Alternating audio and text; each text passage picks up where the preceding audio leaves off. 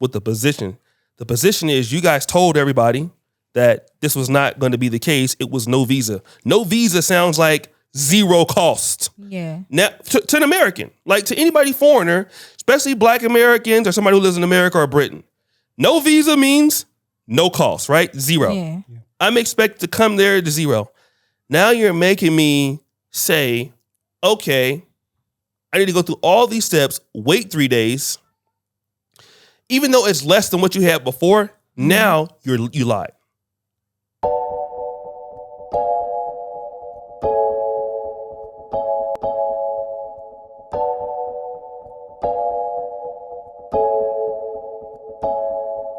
Happy New Year. Welcome to Kenganda. This is the Read Part podcast. So we'll just jump right in. So recently in Kenya, the president, told the whole world that Kenya would be visa-free, but here's the catch.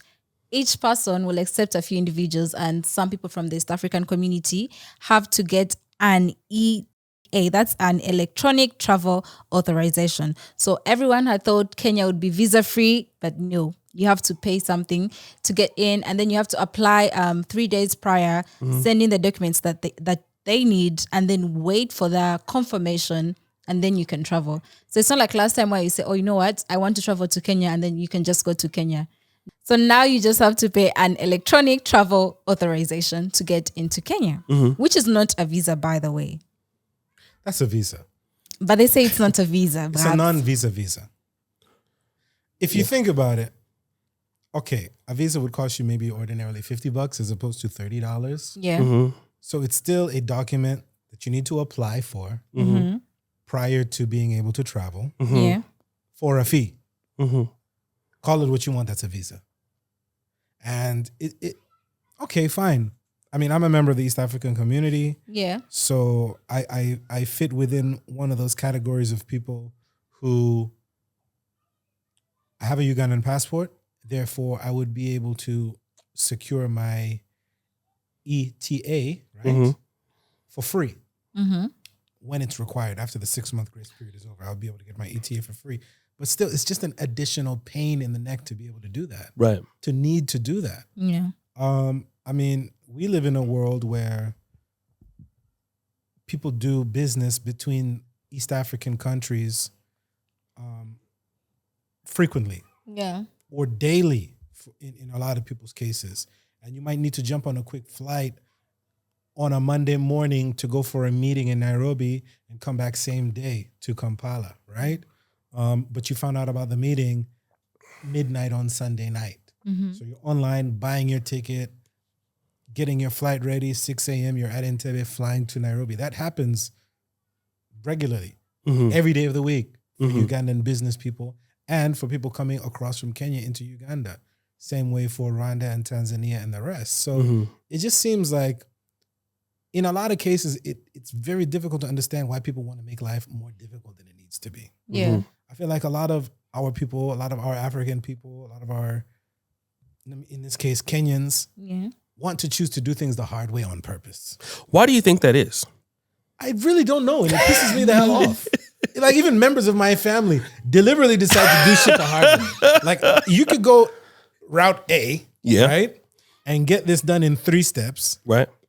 Knowing that you could get it done in 3 steps, you deliberately go for route B, which adds 3 more steps. And it makes it more difficult, more complicated, unnecessarily so. I just don't get it. I don't understand the mentality of it. But it annoys the hell out of me. That's for damn sure. I just can't figure it out. But I mean, at the end of the day, the big question I have is how long is that Electronic Travel Authorization valid for? If it's a one-off fee that I have to pay, let me pay that thing now and get it over with and be done. They don't mention it. You know what I mean? Okay. Yeah. But if you're telling me I got to pay it every time I need to travel, then that's going to significantly decrease the value that I have for going to Kenya. Okay, so let me ask you this then. From the article that you wrote, because I didn't read all of the article. Yeah. I read what one of these MPs said. Yeah. So if you're not somebody from the East African community, then you would need to pay the equivalent of 4,500 Kenyan shillings, which is roughly about $30. Yes. And then I'm pretty sure once you leave the country, you probably need to do that over again. Yes. All right. But if you're in the East African community, Uganda, I don't know if Tanzania would qualify, but I think they have an agreement between Rwanda, Uganda. I think all of them. Congo, South Sudan, Burundi. Tanzania's in the community. Yeah, they're just not in that 3-thing pack with Rwanda, Kenya, and Uganda when they have the East African visa. Tanzania is also there. So it's Rwanda, South Sudan, Tanzania, Uganda, then Congo. Burundi too. So I wonder, like, how would that affect the East African visa? Because if you buy an East African visa, it's $100.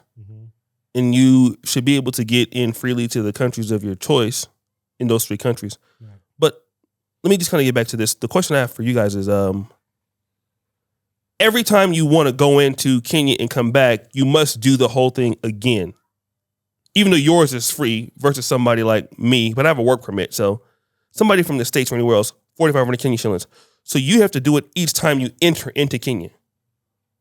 I'm presuming so for non-East African residents, or non-East African community passport holders, I would presume that yes, every time you want to go in, you have to buy a new authorization. I'm presuming so. The article didn't detail what the rules are. I guess we're going to have to double click and figure out more about it. Actually not clear because the immigration says one thing and then the government says another thing. So Kenyans are also complaining about it themselves because there's a lot of confusion. Right. Yeah. That's another thing that our people like doing, man. They want to put some stuff together half-baked and then just launch it on the people and cause mass confusion, mass disturbance.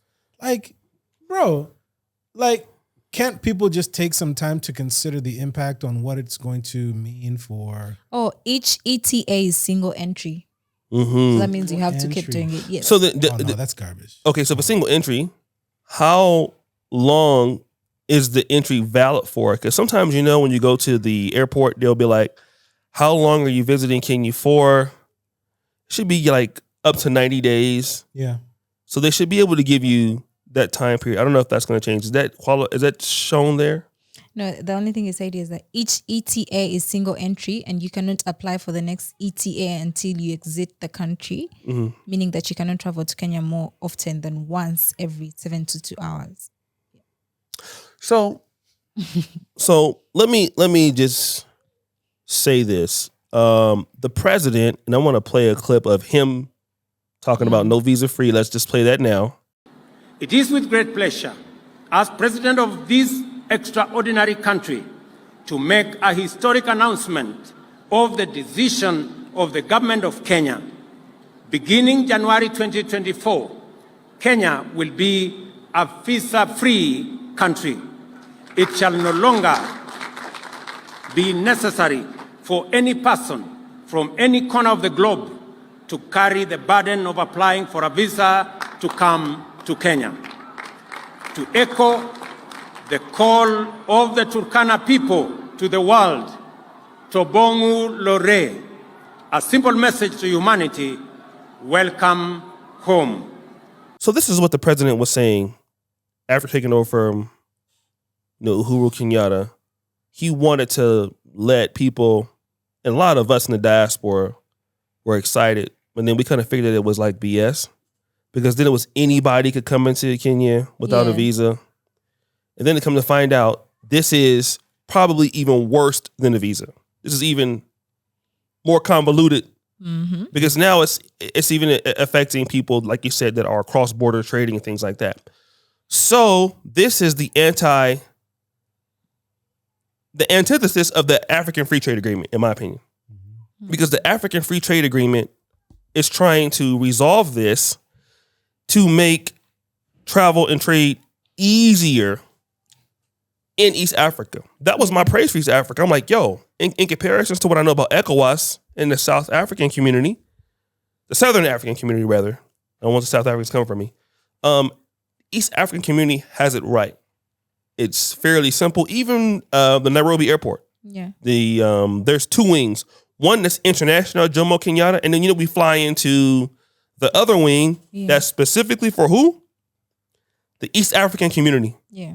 Remember we went there and they were like, we tried to put our bags through. Like, no, you go. Yeah, you could just really walk in there and it's so seamless. When you go into Kenya, it's very easy to get in and out if you're coming from Uganda, Somalia, Tanzania, Congo, South Sudan, Burundi, Rwanda. They have a wing they built specifically for that. So I'm like, wow, I wish they would do that in Uganda. Now, what the president looks like is a liar. Whether he intended to do that. Yeah. That's what he looks like. He looks like, and whoever is in that cabinet, there's this MP here. I'll put the screenshot up. This is a guy saying, if you don't have 4,500 Kenyan shillings, you don't deserve to be in Kenya. What does that have to do with the position? The position is you guys told everybody that this was not going to be the case. It was no visa. No visa sounds like zero cost. Yeah. Now, to an American, like to anybody foreigner, especially Black Americans or somebody who lives in America or Britain, no visa means no cost, right? Zero. Yeah. I'm expected to come there to zero.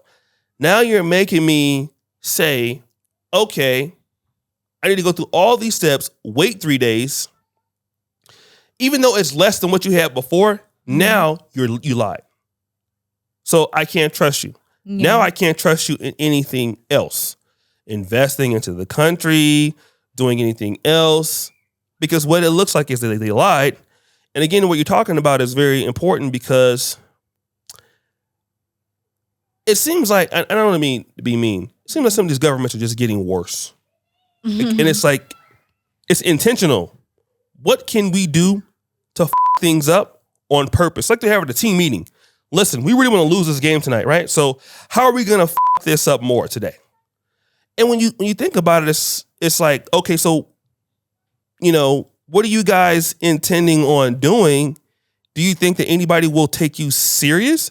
Especially when you talk about that Kenya is probably, in my honest opinion, the number one destination that everybody should probably want to move to in Africa. Yeah. For sure. If you have children, if you have, you want modern restaurants, although I like Ugandan food better. Shout out to Uganda, right? You want amenities? Yeah. Nairobi is better than any city that I've seen. For the price, the value for money, the stores and restaurants you can get, the housing, the neighborhoods. Kilauea, you can get out and walk at 4 or 5 in the morning. Yeah. You're not going to get killed or anything. It has everything. Big enough economy, big enough talent, big enough brands. Yeah. So it's even better than I think what's going on in South Africa right now. So Kenya should be number one destination. Then they do something like this. Yeah. And it's like, yeah, it's definitely going to tank that tourism because you're making it hard for people to come in and spend their money. So how are you guys going to benefit? That's the thing though, when you say the governments are getting worse, it's like these people have traveled, they know the process, they've been through it. So why would they want to complicate a system that was already easy? That's the thing that doesn't make sense. Because I feel like Ruto, let me call him president. Respect. I feel like President Ruto sold people a dream. Oh, we're going to be visa free. No country will need a visa to get in. But then that in itself posed a threat because you're just going to let everyone in. That there are no requirements for anything. I think that was just a security threat in itself. But then I think to double back on that, he had to find a way to protect his people without looking like the bad guy, yet he had already said something. That's just my thinking. This is not... I don't know if it's about protecting one's people or not. Really? I just think that the guy is a new president. He wants some recognition. He was having all these fiery speeches against the West and going viral. And in my opinion, what he's doing is what I would assume is clout chasing. So then, he wants to come in and, Uhuru Kenyatta was a president that was kind of like, right? And he's trying to really put his spin on his presidency and his own legacy. Because, you had, what's this one president he loved so much? Kibaki, Moi Kibaki. So he's always living in the shadow of somebody like that. Yeah. So, all right, let's go towards the Africa free trade thing because, building Africa and giving a message to diaspora is what people want to hear. There's God out there doing it. Let's try to push that. But then really, you don't really mean it. And it sounded too good to be true. Because how are you going to determine who's in the diaspora with the passport? You don't know. Because, all blacks can get into Kenya. Well, how do you... It's too hard to verify who considers black, who don't think they're black, all of that. So once you get that, you have to go all. Then once you go all, you didn't think about it. Now somebody says, okay, we're going to miss all this money that we need right now in our terrible economy. Because, when a new president comes in, typically he inherits something that is not very nice, right? Yeah. Very few presidents come in and get a good running economy. Like, I think even America doesn't have like that. So now you're dealing with that, trying to change things. You're getting a little bit in over your head. Rookie mistake, as a young president. And then you have this. And then when you go out to diaspora and try to build them up, now the diaspora will look at this and be like, that guy, you can never trust. Yeah. I mean, it's simple as that he's a liar. That's people are going to take it like that. Yeah. Could have been a good intention. Yeah. Yeah. And now it's like, what will the other countries do? Will they, will there be some pushback? Are they also going to make it hard for Kenyans to get into these other countries? Because South Africa just made it visa-free for Kenyans to go there. So now it's they've made it hard for South Africans to go into Kenya. So will they switch up on that and say, you know what, you're making it hard for us to get into your country, then we're doing the same thing. And then what will Uganda do? Like, what? I don't know what's going to happen. Can I just say one thing? It's already cheaper to go to Dubai than to go to Kenya. Which almost is crazy. Yeah. So think about that. It's easier for me to get a visa to go to Dubai. Some people can get the visa in like 1 hour. Yeah. You can get it in your sleep. Yeah. So now you're telling me, and it's already cheaper to go to Dubai. So traveling inside of Africa is already expensive. So now I have to go all these steps I could just go to. I mean, I know the guys in the UAE are looking at their chops with this, like, yes. Yeah, I mean, I'm trying to kind of understand the logic of the decisions that are being made in the name of improving national security, right? Because That's what they're saying. Kenya has definitely suffered from some terrorist incidents in the last decade or so, and that's definitely a concern that needs to be addressed for sure. And if you just open the country up to everybody and make Kenya visa free, that definitely presents a risk. But it feels like, to O'Shea's point, the president rushed to jump on this whole visa free bandwagon without really thinking it through as intelligently as it should have been thought through. Yeah. And now they're trying to clean it up by saying, okay, you don't need a visa, but you still need an electronic travel authorization form, which allows us now to make sure that we're able to track your movements and blah, blah, blah, and blah, blah, blah. Right? And to the secondary point, we need that revenue. We need that revenue because our economy is in a shambles. We still have a substantial amount of graft and corruption in our government. So the monies that we do have available to us are being eaten up by politicians. But who's to say that this is going to get it right? Who's to say that this is going to fix the security issues? Yeah. Who's to say that this is going to provide a substantial amount of money to fix any of the issues that are caused by,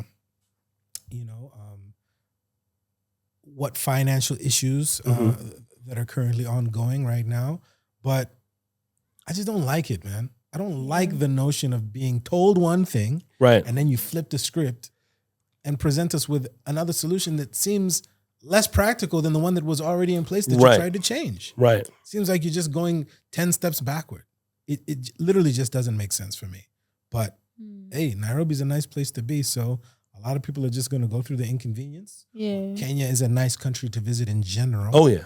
So not just Nairobi, Kenya is a beautiful country to visit in general. I don't think that their tourism will take a hit. I think people are just going to have to swallow the inconvenience and get it done. But it makes them look foolish. Yeah. It makes them look foolish. Yeah. It does.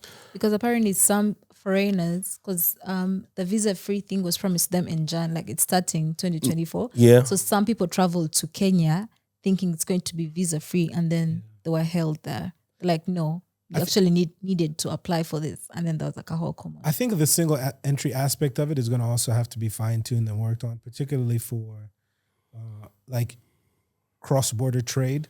Yeah. I can just imagine all of those traders who are Ugandan citizens living right across the border. They need to jump back and forth between Nairobi all the time. So you're telling me I have a shipment that I need to get across the border, so I have to apply for my thing, then I need to come back, take more, back and forth like this, but I have to wait a 72-hour period in order to be able to get my next authorization.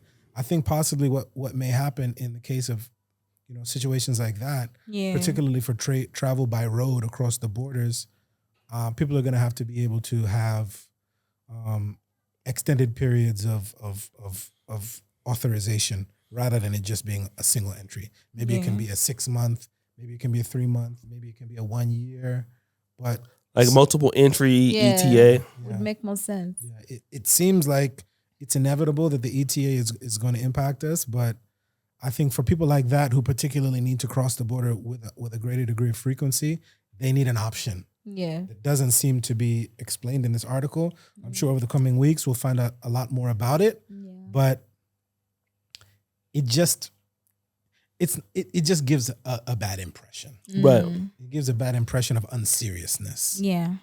That's kind of how I look at it. Yeah. It just looks like you're unserious. And let me just say this, not to be a negative Nancy, but you expect this is probably, I hope this doesn't go viral. This is to be expected here. And that is the problem. This doesn't, when I heard it, I wasn't like, what? It was more like, I figured something like that was going to happen. Like you, and it's bad when you expect that living on a continent, when somebody promises something, that largely is something that should benefit the diaspora, and we start making videos about it, people start getting excited, and then this happens, and it's like, don't hold your breath. They're definitely going to find a way to fuck it up. And when that happens, it's just like, all right, if you guys will do that for 4,500 Kenyan shillings, what will you do for the minimum investment that I need to have to be in the country? Because if you will do that for this, what won't you do? That's where we most people look at it. And shout out to Uganda, because Uganda, as much as I may have complained about the country, I have never had that problem here. And guys, I hear people investing in Kenya. They've done well, and Kenya typically has been great. But man, I just don't understand. And even the people in Kenya, they're great people. Yeah, it doesn't make sense. And now they're going to have to be, because you would expect that somebody in Uganda will say, okay, well, if you're going to deter our citizens, we're going to retaliate. South Africa, we're going to retaliate. Rwanda, we're going to retaliate. So then throw the whole EAC out the door now. Yep. Right? What was the whole point of creating the EAC? Yeah. It was to resolve issues like this. Imagine this. I lived in Poland. Poland in Europe, once you get a Schengen visa, or you have, and you're allowed to go in one country, all of them, except for like the UK, now Ireland, but still Ireland you can get in, but it's a little bit more harder. But Poland, Luxembourg, Germany, France, Belgium, Netherlands, boom, boom. You can literally drive through all of them, no borders. Africa would have the biggest trading block on planet Earth. They could figure this out. And like to Gabo's point, it's like, are you guys trying to, on purpose, Africa up? And the more I think about it, it's like, yes, they wake up in the morning being like, what can we do to make this worse? Can you give us a good idea? You know what I mean? And it's disheartening for the people in, because again, I'm not the biggest business person in the world, right? But governments don't create jobs, but they do create, to Gaba's point, environments where business should be easier, based on their rules and regulations. And so if governments are favorable to businesses, then businesses can prosper and they want to come in and invest and do things. So then if this is the first change, then you would have to think that the next thing they're going to announce will affect investors. It will affect, foreign direct investment somehow. A lot of that. Right.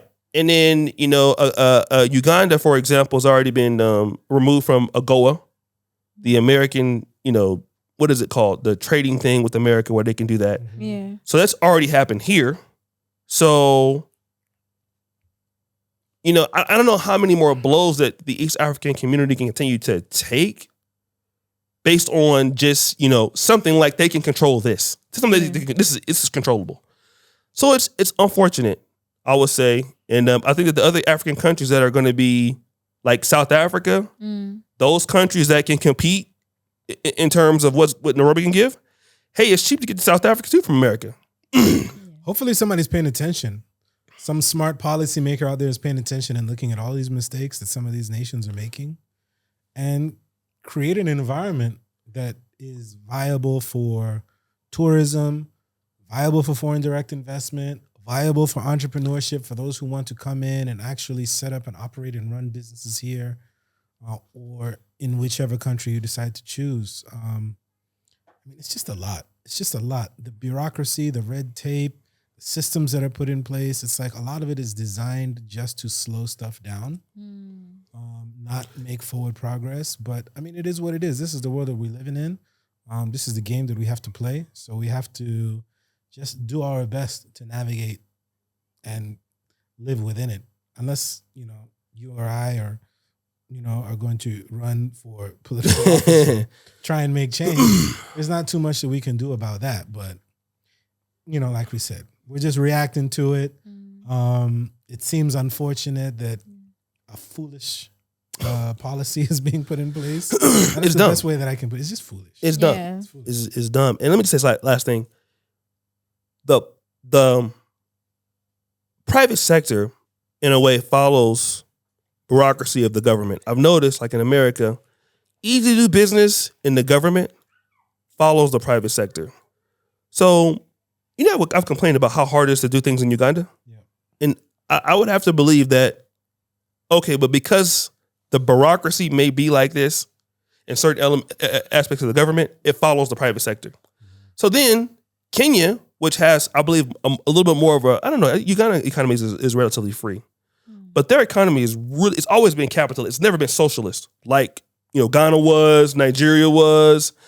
Kenya's always been an Ivory Coast capitalist economy.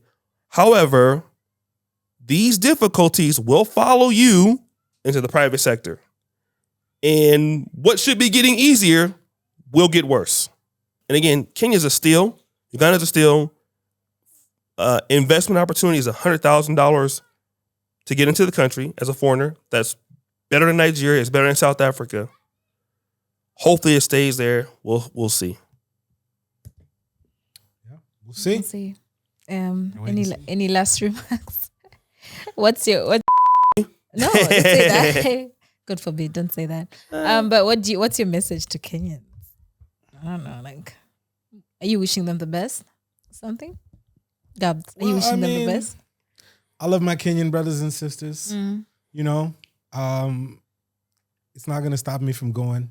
It's not going to stop me from enjoying myself when I get there. It's just one more speed bump on the way there. So, and I don't think the citizens of the country are the ones who care that this choice is being made. They actually do. Do they? Did they vote for it? Oh. Ooh. Do they what? No, they didn't. Did they vote for it? No, I don't think that was it. Are they finding out just as you and I are finding out? Yes. Yeah. Okay. On the internet. Are they protesting against it? Yes. It's actually so many Kenyans complaining more than any other. Yeah, Kenyans are turned up. Okay, well, that's good then. That's good then. And the citizens are thinking correctly. So once again, shout out to all my Kenyan brothers and sisters, right? Yeah.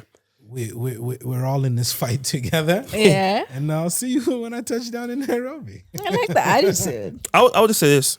I noticed some Kenyans that were complaining about any politician that's in power. That's going to always be constitutive.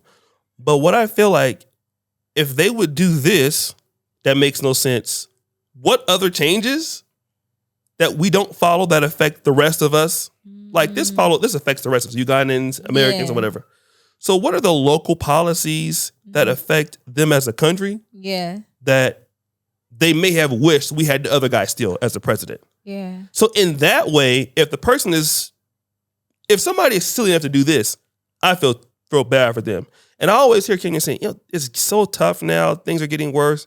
I'm like, oh, well, what are you talking about? Like you're just complaining. Yeah. But if somebody can do this, what can't they do? Yeah. I mean, so that. Yeah. Any Kenyans watching us can let us know in the comment section what local policies are affecting them. But I do, I've heard they've complained about their taxes. So with the new president, their taxes have gone up, and they also started taxing social media content creators and whatnot. So yeah, they're having it. It's always rough common over that there. new presidents do stuff like that Yeah, in their first tenure. they want to switch up. And then by the second or third year of their elected year, they try to hopefully that those policies can bring the country forward for Yeah. re-election. So it's common practice that most presidents do stuff like that are unfavorable when they first get into office. Okay, guys, thank you so much for watching this episode. Let us know what you think in the comment section and follow us on all our social media pages. We'll see you guys next time.